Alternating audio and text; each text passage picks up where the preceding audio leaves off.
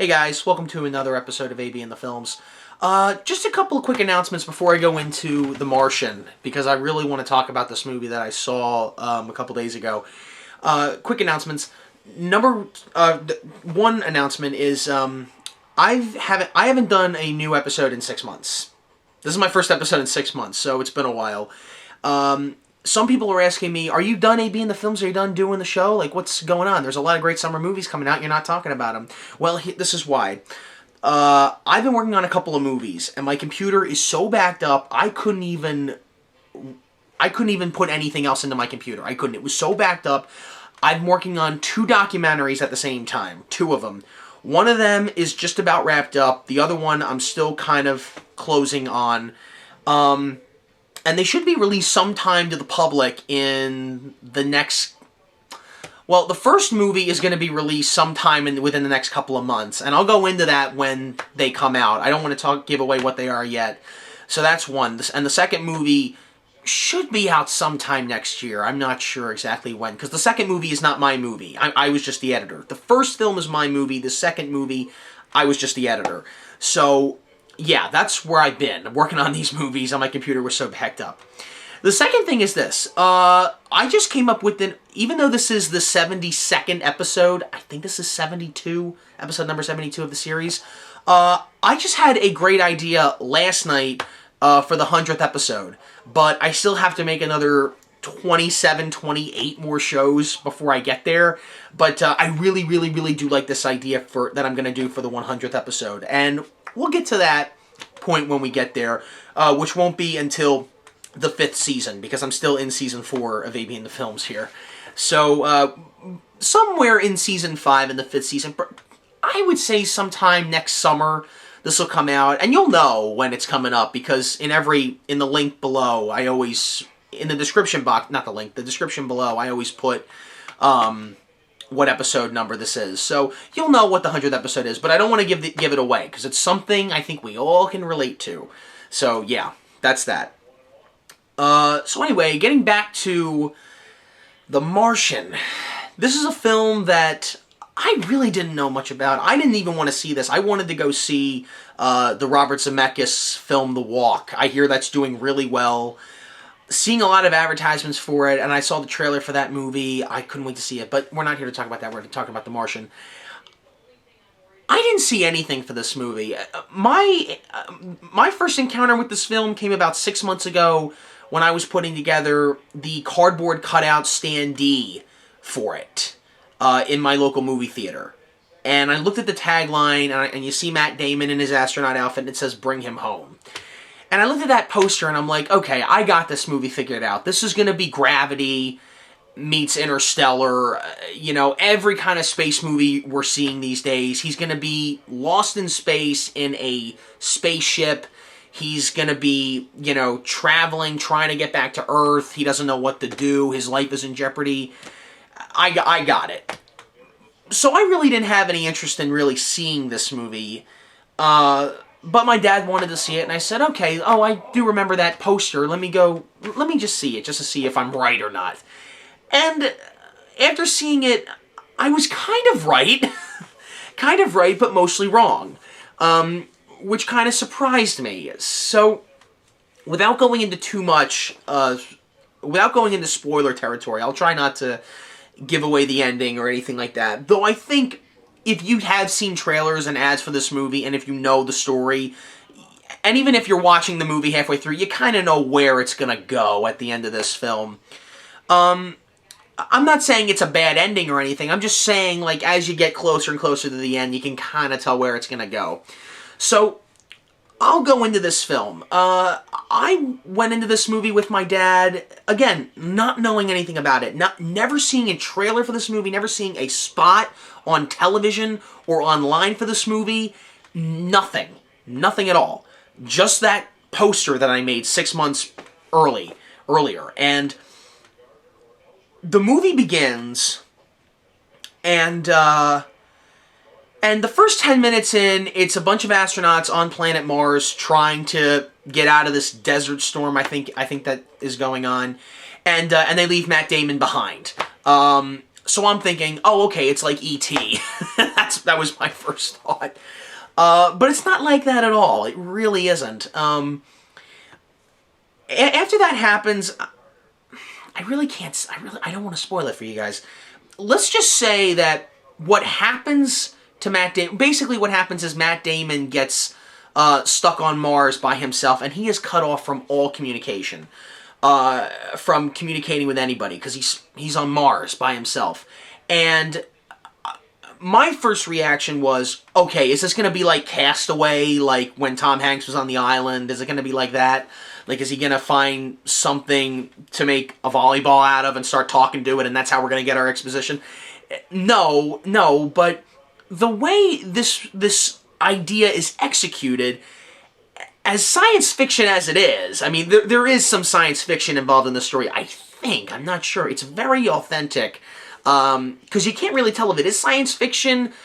Well, maybe the ending kind of is, because it's very close, but I would say a lot of this does, even if it is science fiction, it does make sense. Because you start to wonder to yourself, how is he going to survive on Mars? How is he going to try to communicate with, another human being? How is he going to try to do this and get out of this place? Because he can't, where's he going to go? How's he going to get out of this, is what you're thinking. And you're thinking that throughout the whole movie. Even after he gets communication with NASA, you're still wondering, how the hell are they going to get him off? They can't get him off. They can't just send a spaceship up there, get him, and bring him back to Earth. It's not that easy. It's not that simple. It's very complicated.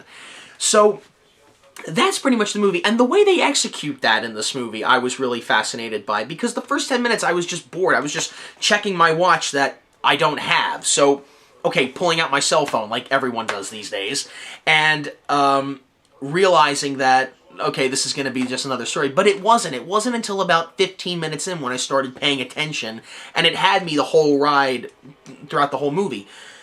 Okay, so let's talk about some of the acting in this movie. Matt Damon, I'm not a big fan of. I don't love him. I don't hate him.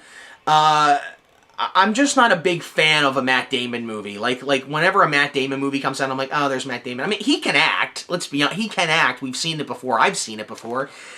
But I don't get all hyped up when a Matt Damon movie comes out.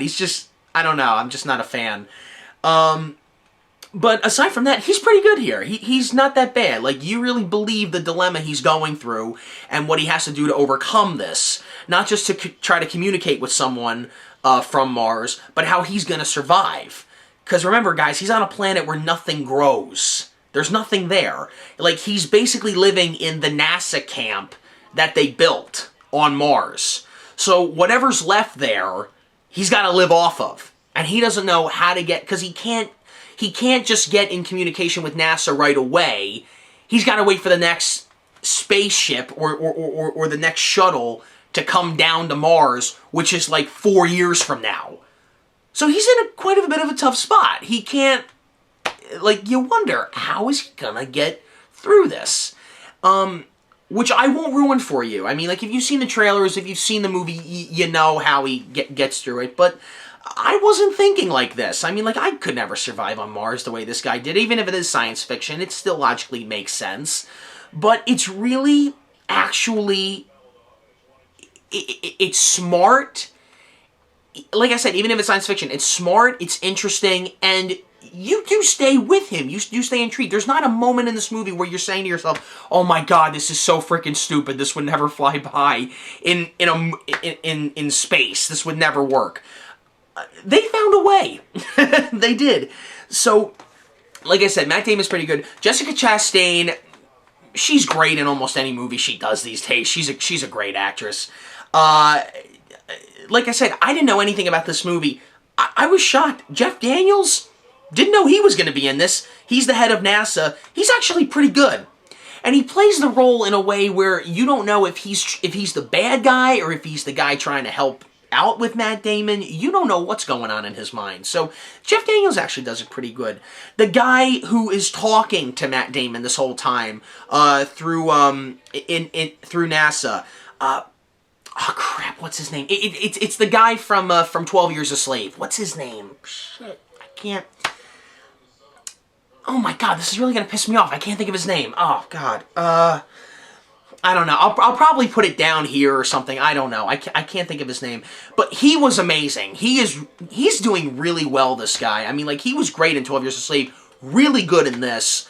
Loved his conversations between him and Matt Damon. Those could get either really serious, really dramatic, and really funny. I mean, funny. There were moments in this movie where I was laughing out loud. Like, there's a scene in the movie where he's talking to Matt Damon, and Matt Damon's really angry with him. And he says, "Be careful what you type. The entire world is rooting for you, and they're watching this." And he's like, "Oh, okay. Oh, really? Okay."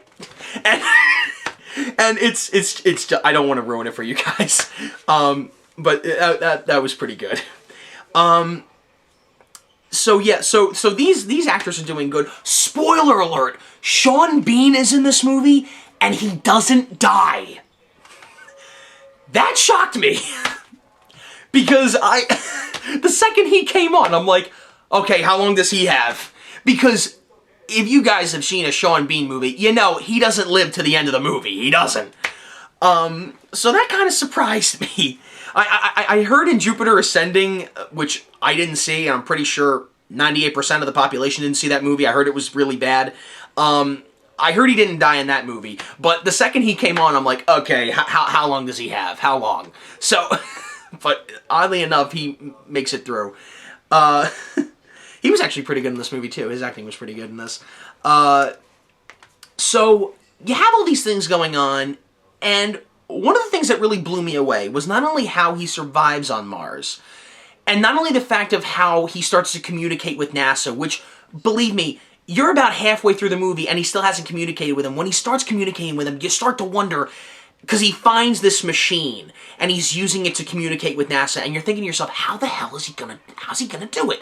And the way they do it is brilliantly executed, because I remember watching this and they're putting this thing together to try to talk with him, and I'm thinking, yes, yeah, I can see this, you know, it works. It wasn't that, the thing that I loved about it, because you wonder to yourself, okay, he's alone by himself, he's got to have lines in this movie, how's he going to communicate if there's no one to communicate with? So I started thinking to myself, is he just going to start talking to himself and do exposition that way? Surprisingly, yes, but not entirely.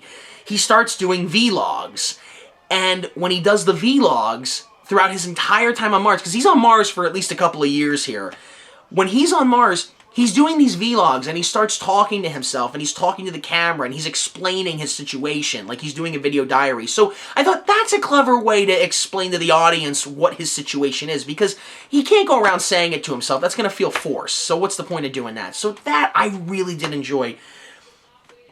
This movie is 2 hours and 22 minutes long, and it did not need to be 2 hours and 22 minutes long. You could have cut at least 20 minutes out of this film. Like, you could have done it in 2 hours. The problem with this movie, I have one problem with this movie. It went on forever, because halfway through the film, you know how it's going to end, you know how they're going to get him off, but they don't need to explain every single solitary thing of how they're going to get him off. Whether it's realistic or science fiction, I don't care. But you don't have to explain every single step. So on that line, the movie does drag on a little bit. Still very good and effective, but it just dragged on, at least for me. I don't know. I felt they could have cut at least maybe 18 to 20 minutes out. They could have cut it a little short. Yeah. Something else I want to mention. This surprised me. When the movie started out, now again, like I said, when I went into this, I didn't know what the story was, who was in this movie, except for Matt Damon, didn't know who the crew was, no one.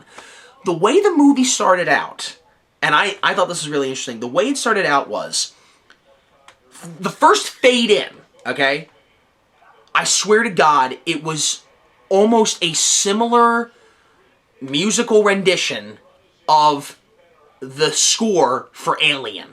I'm not kidding. It sounded almost like the music from Alien.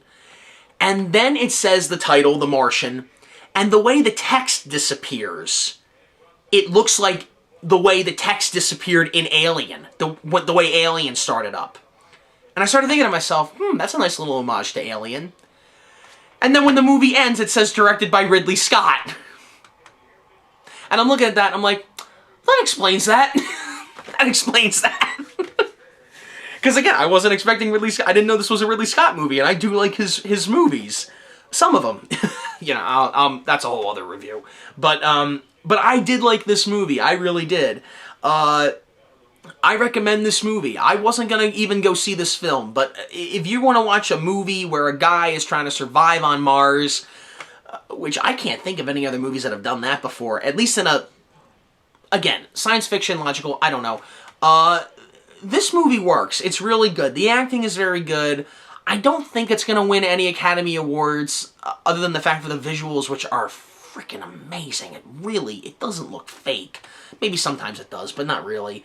The acting's pretty good. It's not that good, but the acting is, it's alright. It's fairly reasonable. I enjoyed this movie, and I think you guys will too if you haven't seen it yet. If you haven't seen it, go see it, because it's October, which means that we're starting to get good movies nowadays. There's a couple other movies I wanted to see, and, you know, I didn't get to see any movies this summer. Not really. I was working. When I wasn't working, I was working on the movies that I told you earlier in this episode. And also I was writing the 100th episode. I'm still trying to figure out how to do that, but I got like another 6, 7, 8 months before that comes out. Yeah, but there's a lot of movies I heard were really good. I heard Avengers Age of Ultron was good. I wanted to do that movie. I couldn't. I heard in order to see that movie and understand it, you have to watch all, like, the Iron Man trilogy, the Captain America movies. Haven't seen them. Haven't seen them yet. And I would be lost as ever with this movie. I don't watch the Marvel Agents of S.H.I.E.L.D., I think it's called, the show. I don't watch that show. That's even tied in with this movie. Never saw it. So I heard it was good. Yeah, there's a couple of movies. I did see a couple of movies that I didn't talk about. I saw Inside Out. I thought it was great. Pixar is back again. Great film. The best film they've done, in my opinion, since I think Up. The best one. I hear The Good Dinosaur might be good. I can't wait for that this Thanksgiving. That's going to be good. I saw Paper Towns. I thought that was actually pretty good. Nat Wolff, you know, I think he's a pretty good actor. I like that movie. I thought it was I thought it was alright. I kind of want to see The Visit. I hear it's good. It's a Shyamalan movie, and it's good. At least that's what I'm hearing. So I'm going to have to take this step by step, because, remember people, Sign's got good reviews. So I have to, like, see for myself if it's good or not. I have to see for myself. Because, remember, after the movie After Earth, I gave up on him. But if this movie's getting 67% on Rotten Tomatoes, then it might be good. So I don't know, which is, for Shyamalan, that's incredible. So I don't know, maybe I will check that movie out. And Hotel Transylvania 2, I heard that movie was doing pretty well. So yeah, we're starting to get a lot of good movies nowadays, at least right now, because now it's October, because September's a dead month for movies. Okay, I'm dragging this out too long. The Martian, I thought it was a great movie, and I will see you guys in the next review, and hopefully it won't take 6 months later.